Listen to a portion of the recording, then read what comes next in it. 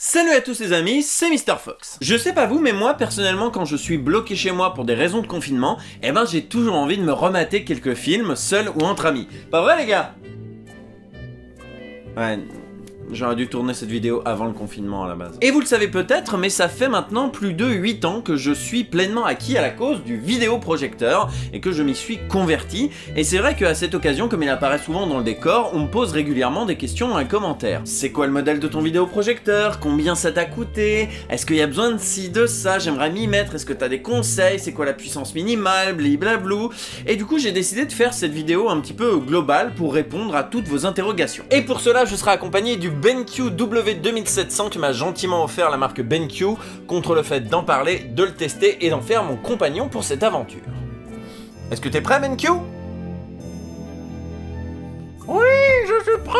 Bon bah alors, allons-y. Pour commencer, je dirais que l'image des vidéoprojecteurs a beaucoup évolué ces dernières années. Il y a à peine 10 ans, c'était encore considéré comme un luxe pour les particuliers très aisés ou les entreprises françaises pour diffuser des PowerPoint moches. Mais aujourd'hui, à l'heure où les marques de téléviseurs rivalisent pour offrir des expériences cinéma toujours plus immersives, eh ben le vidéoprojecteur s'affiche comme une alternative de plus en plus raisonnable et accessible, même pour gens random. Bah oui, parce qu'aujourd'hui, un vidéoprojecteur entrée de gamme qui donnera des résultats tout à fait acceptables, eh ben ça coûte moins cher qu'une grosse télé. Et quand je dis entrée de gamme, je parle pas des picoprojecteurs à 50 balles dispo sur Wish. J'en ai acheté un jour pour essayer. C'est de la merde. Quoi? Sire! Donc dans cette vidéo, je vais vous parler de confort de visionnage, de son 5.1, de profiter d'un film dans les meilleures conditions possibles, mais il faut pas que ça vous fasse peur en mode oh là là, mais ça c'est pour les pointus de technologie, j'ai pas le niveau, j'ai pas la thune, c'est pas pour moi, je comprendrai rien. Gardez bien à l'esprit que tous les conseils que je vais donner dans cette vidéo, c'est pas des conseils de grands pros, c'est des conseils d'un particulier qui a monté sa petite installation au fil du temps avec quasiment que des produits d'occasion et des vidéoprojecteurs toujours autour de 600-700 balles et qui par exemple n'a pas d'écran de projection et qui n'a jamais eu à changer l'ampoule de son vidéoprojecteur. Donc si vous êtes juste un amateur qui a envie de s'y mettre, cette vidéo est justement pour vous. Voilà, ceci étant dit, il y a plusieurs choses à savoir avant d'acheter un vidéoprojecteur, quel qu'il soit. D'abord, comment est-ce que ça doit être chez vous? Parce que oui, autant une télé on l'installe à peu près où on veut, autant un vidéoprojecteur c'est plus compliqué. Première évidence, il vous faut un mur blanc ou presque blanc. Personnellement j'ai un papier peint collé un peu moche avec des motifs un peu nuls, mais en projection ça ne se voit pas. Et avant j'avais un crépi, même constat, ça ne se voit pas. Globalement il faut que le mur soit à peu près blanc, ce qui fait que si vous avez un mur coloré ou un papier peint un peu voyant, eh bien vous devrez soit repeindre le mur en blanc si c'est dans vos cordes, soit acheter / bricoler un écran de projection. C'est vrai que c'est des coûts supplémentaires, mais c'est indispensable pour profiter d'un film. 2. Le mur doit être droit. Et oui, ça a l'air con comme ça, hein, mais pour avoir visité pas mal d'apparts ces derniers temps, j'ai cru remarquer que c'était la mode des murs de traviole, des murs bombés, donc voilà, tout ça, vous oubliez si vous voulez un vidéoprojecteur. 3. L'obscurité totale. C'est vraiment le truc dont il faut avoir conscience avant d'envisager tout achat. Parce que autant une télé, vous pouvez l'installer dans une pièce très lumineuse et en profiter quand bon vous semble, autant pour profiter d'un vidéoprojecteur, il faut absolument de l'obscurité. Et même pour que ce soit optimal, de l'obscurité totale. Donc d'une part, soyez bien conscient de ça, si vous voulez regarder des choses dans une pièce éclairée à la lumière du jour, n'achetez pas de vidéoprojecteur. Et c'est pas une question de modèle ou de lumen ou de puissance ou quoi que ce soit, c'est de la pure logique optique. Lorsque l'image d'un film est majoritairement sombre, comme c'est le cas dans The Dark Knight, le vidéoprojecteur il va pas projeter de la lumière noire, ça n'existe pas. Il se contente d'éclairer les zones qui ont besoin d'être éclairées de ci de là. Ce qui fait que si votre mur il est déjà éclairé par la lumière du jour, vos noirs ils seront pas de couleur noire. Ils seront de couleur mûre. D'autre part, soyez conscient que vous devrez installer votre vidéoprojecteur dans une pièce qu'il est possible de plonger dans l'obscurité et même l'obscurité totale. Donc si vous avez des volets roulants ou des volets très épais, bref qui occultent très bien la lumière, c'est tout bon. En revanche, si vous avez des vieux volets qui laissent passer énormément de lumière, voire pas de volets du tout, c'est pas ouf. C'est pas ouf du tout. Et enfin, 4, ça chauffe. c'est quelque chose que j'ai douloureusement expérimenté au fil des années et au fil de mes différents projets. Un vidéoprojecteur avec ses gigantesques ampoules, ça vous chauffe une pièce. Et de plus en plus avec le temps. Bon, en l'occurrence, le vidéoprojecteur W2700 de BenQ, il chauffe relativement peu. Il est assez bien ventilé, sans être trop bruyant.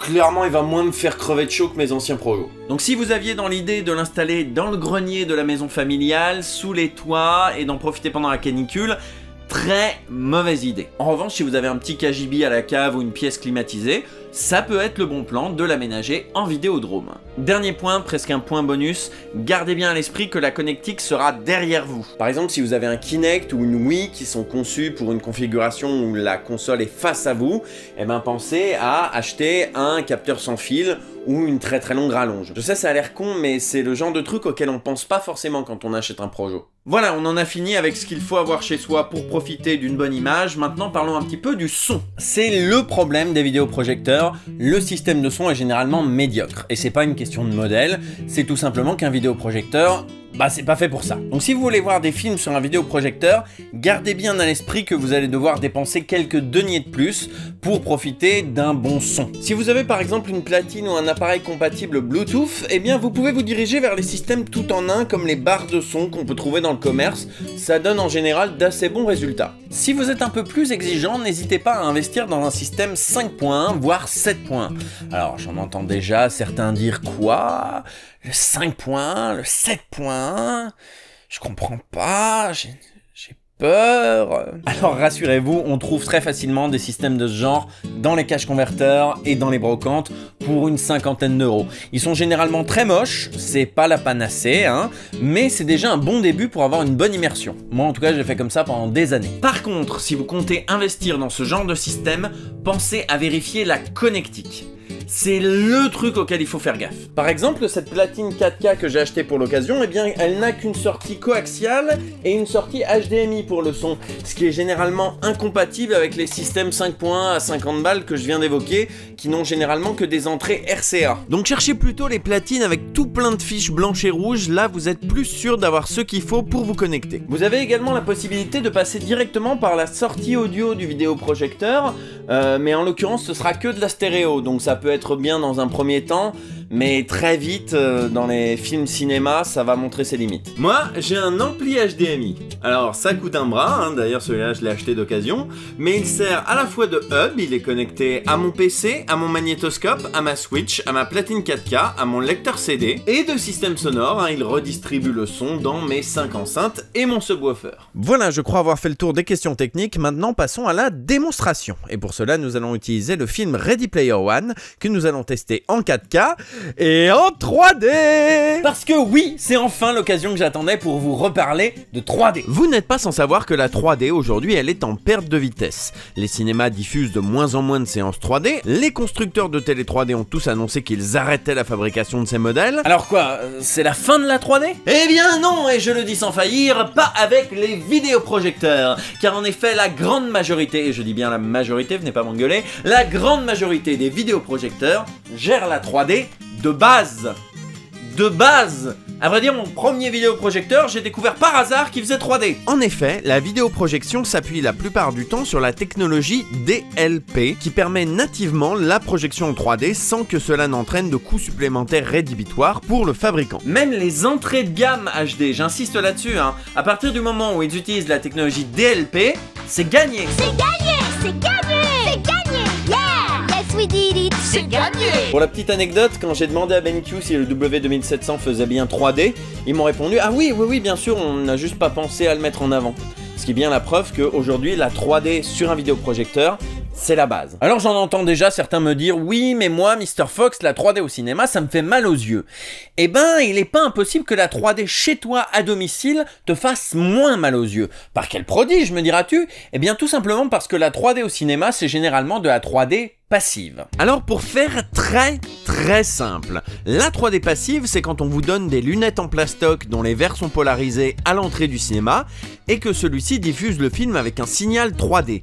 Votre paire de lunettes va donc afficher une image différente pour l'œil droit et pour l'œil gauche, mais ça va être à votre cerveau de faire la majeure partie du travail de reconstitution. D'où cette éventuelle fatigue, couplée au fait que pas mal de salles de cinéma font tourner leurs ampoules à semi-puissance pour faire des économies, et là-dessus je vous renvoie à l'excellente vidéo de Durandal sur le sujet. La 3D active, c'est aussi un film diffusé via un signal 3D et des lunettes au verre polarisé, sauf que les lunettes sont actives. Elles fonctionnent soit à pile, soit à batterie, et ce sont elles qui se chargent de la majeure partie du travail. C'est donc un visionnage bien plus confortable qui vous attend. Après, si vous avez des problèmes de vue particuliers, la 3D active, elle va pas changer grand chose. Ouais, mais les lunettes 3D actives, ça doit coûter super cher! Eh ben, ça dépend du modèle. Moi, personnellement, j'ai acheté 2 paires de ce modèle-là pour 30 €.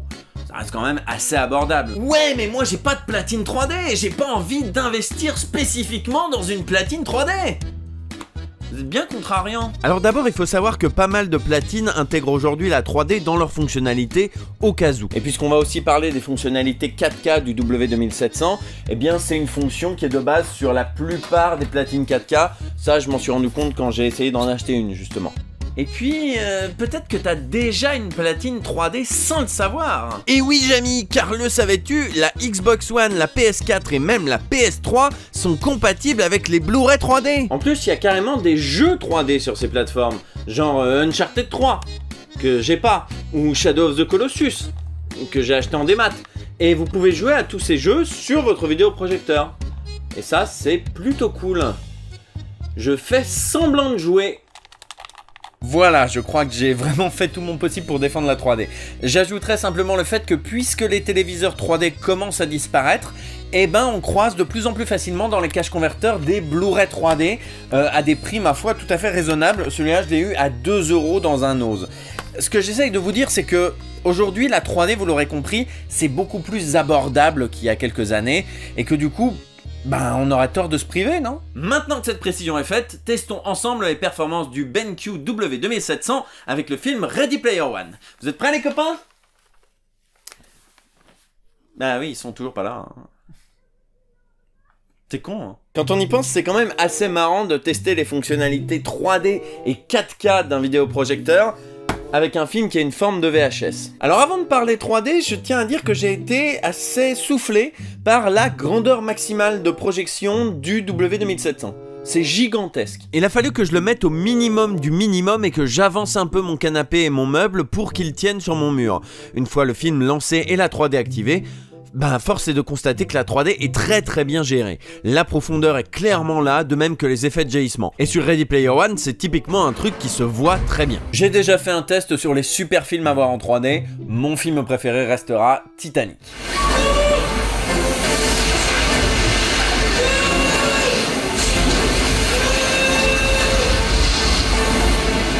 Comment c'est trop bien!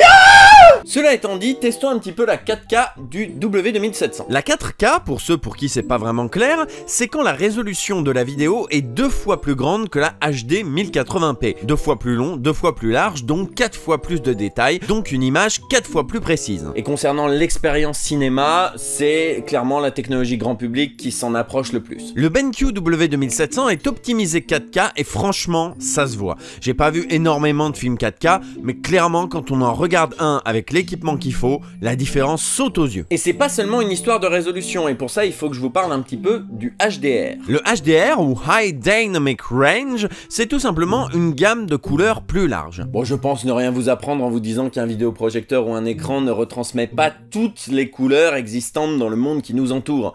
Il n'en retransmet qu'un certain panel. Eh bien le HDR élargit très clairement cette gamme de couleurs, et ça se voit. Ça se voit surtout quand on fait la transition Blu-ray 4K. Et le BenQ W2700 élargit encore plus ce panel de couleurs grâce à la technologie Cinematic Color encore plus précise. Après, ça reste une norme pour public averti, pour ceux qui veulent vraiment se rapprocher le plus possible de l'expérience cinéma. Et dans ce cas-là, il faut faire attention au matériel qu'on achète à côté. Assurez-vous donc d'être bien équipé de Blu-ray 4K, d'un lecteur 4K avec la fonction HDR et d'un vidéoprojecteur équipé de la technologie HDR.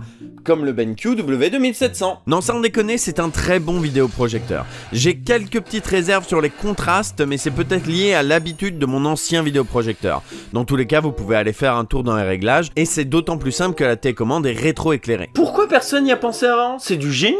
Pour conclure cette vidéo, j'aimerais répondre à une question qu'on m'a posée sur Twitter et dont la réponse n'est pas si évidente que ça. Au fond, pourquoi acheter un vidéoprojecteur plutôt qu'une télé? C'est vrai. Et à cette question, j'aimerais répondre par une autre question. Est-ce que tu aimes le cinéma? Et je veux pas dire est-ce que tu aimes vraiment l'art cinématographique, je veux dire est-ce que tu aimes la salle de cinéma? Est-ce que tu aimes le fait d'être en tête-à-tête avec le film, face à un écran gigantesque te permettant de profiter au mieux du travail de photographie, de cadrage, qui te permet d'être littéralement immergé dans le film puisque c'est la seule chose qui occupe ton champ de vision? Est-ce que tu aimes le fait d'être coincé avec le film, presque en communion, avec le son qui envahit toute la pièce, coupé du reste du monde puisque rien ne peut te distraire du reste du film? Si tout ce que je viens de décrire ne t'évoque rien de particulier et que tu éprouves le même plaisir dans une salle de cinéma que devant l'écran de ton ordi portable avec Instagram à côté, non, en effet, je ne pense pas que tu aies spécialement d'intérêt à acheter un vidéoprojecteur. Pour tous les autres, le vidéoprojecteur est tout simplement la technologie qui se rapproche le plus de l'expérience d'une salle de cinéma, les bouffeurs de popcorn en moins. Sans parler de la taille de l'écran qu'une télé n'atteindra jamais à moins d'y mettre 2 ans de salaire, le vidéoprojecteur fait de l'écran un moment privilégié. Oui, il faut fermer les volets, oui, il faut couper les sources de lumière, oui, on ne peut pas le laisser tourner en boucle toute la journée comme certains le font avec la télé. Mais quand on lance le film, il n'y a plus que nous et le film. Et ça, c'est pour parler un petit peu symbole, mais même d'un point de vue technique. À chaque fois que je vois un film chez quelqu'un qui a une télé, j'ai du mal. Parce que les noirs sont pas vraiment noirs, par exemple, mais qui sont plutôt gris foncé. Parce que le son de la télé n'est jamais parfait, qu'on entend trop la musique ou trop les voix. Et puis, bien sûr, il y a tout le côté convivial. J'imagine que vous avez déjà tous regardé un film à plusieurs entre amis réunis devant un écran d'ordinateur portable. On l'a tous fait. Et avouons-le, c'est pas ouf. Il faut en permanence incliner ou relever l'écran de l'ordi pour que l'image soit propre. Il y en a un qui va avoir les reflets de la vitre, un autre qui va avoir les traces de doigts, et personne ne devra faire de bruit parce que c'est les enceintes de l'ordi. Et on se souvient tous de cette phrase « J'ai pas entendu, il a dit quoi ?» Personnellement, j'ai maté Conan le Barbare dans ces conditions, et je peux vous dire que les musiques de Paul Douris, elles sonnaient moyen.